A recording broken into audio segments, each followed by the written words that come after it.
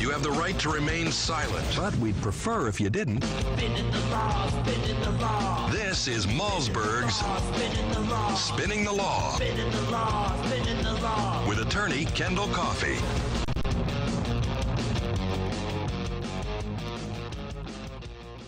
We are back. There we are. We are back now. We have Kendall, I presume, and we thank Kendall for his accommodation on the time. Hello, sir. Hey, great to be with you again. Well, what a busy day. Great to talk to you. And I'm trying to think. Yeah, Happy New Year. This is the first one in the new year. Why does it seem like it's March already? Anyway, no, it's not. No, it's not. We did it last week after the new year, before the blizzard. That's right. So I'm trying to figure out where I am, Kendall. But anyway, let me get right to. Have got you dizzy because there's all kinds of things going on. Oh my goodness! Let me ask you about what's going on in New Jersey. The governor giving his press conference today, denying any knowledge. Never saw the emails that came out yesterday. His staff lied to him. He was shocked. He was humiliated. He apologized. So let me ask you this: if whoever was responsible, if it was in a vindictive manner for closing the bridge, we know that one woman died, a 90-year-old woman. She had passed out and she died. By the time the EMS got to her. We also know from a newspaper survey in New Jersey that the response times by EMS during the closure of these lanes resulted in longer first responder times. If the family sues and if it could be shown that the bridge closing or the lane closing did cause longer response time, could somebody be held on felony murder charges? We have Ashley Banfield of CNN saying someone could be held on felony murder charges in the death of this woman if this was done maliciously and for political payback. Well, I'd be astonished to see a charge go that far. It is indeed official misconduct can be a felony. You and I are talking about what's alleged, and there really is a presumption of innocence that we shouldn't overlook. But if official misconduct can be proven, that's a felony. Killings that occur in the course of a felony can be considered felony murder. I'm not sure that a prosecutor would connect these kind of dots. It's not like somebody committing a robbery where somebody is killed. That's a classic example of a felony murder because it's in the heart of something that's foreseeable. But is it theoretically possible?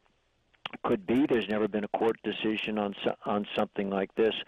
But the likely scenario for prosecutors, if they've got the proof, then the official misconduct statute seems to fit like a glove, a glove in a hand in terms of the way these allegations read. And the Justice Department itself is exploring whether there are federal laws that could be violated, and all that's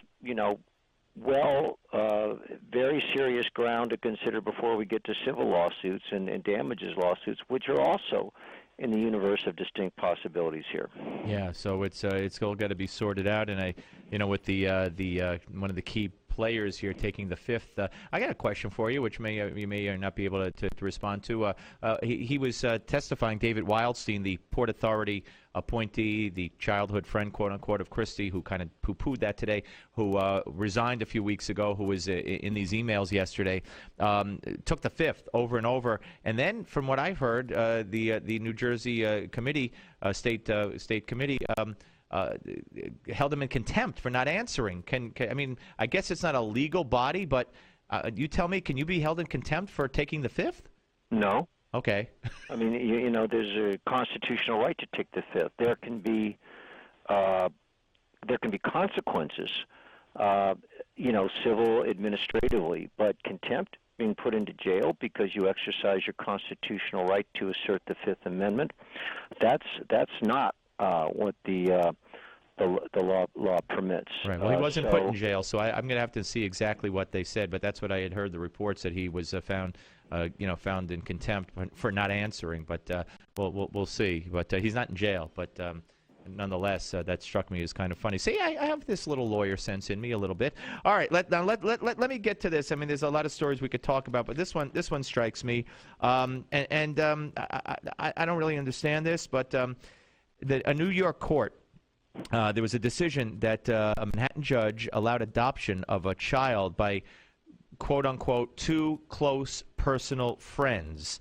He permitted Judge Rita Mella called a 2010 amendment to Section 110 of the state's domestic relations law, which allows two unmarried adult intimate partners to adopt.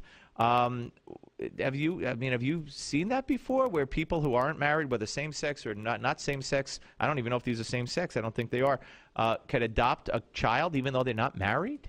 I haven't heard of this in this scenario before, and these individuals, as best as I can tell, I'm just reading, the news articles that you were kind enough to send, may not even live together.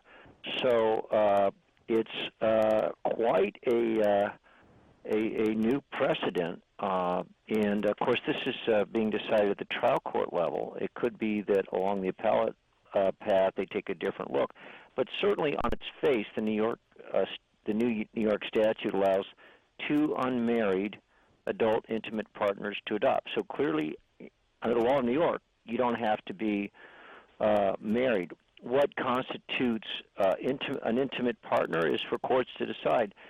This court took a very, very broad view, and her language was that the nuclear family has not represented the norm for large sections of the population in a long time. So I don't know if this is just it's two people. It's two people. She wanted to get pregnant and use a sperm bank or something, and then he donated the sperm, and she couldn't get pregnant, so they decided to adopt. And since they both couldn't adopt, she adopted the baby from Ethiopia, and he wants to become the second legal parent, citing things like it's going to the child will receive better health insurance as well as Social Security benefits if the man became disabled or died, and enable the child to inherit from him should he die. All this according to the ruling. So the judge is using that in the ruling that the baby would be better off financially under health care, and if something happened to the father, by letting the man become the second adoptive parent. It just does seem weird that,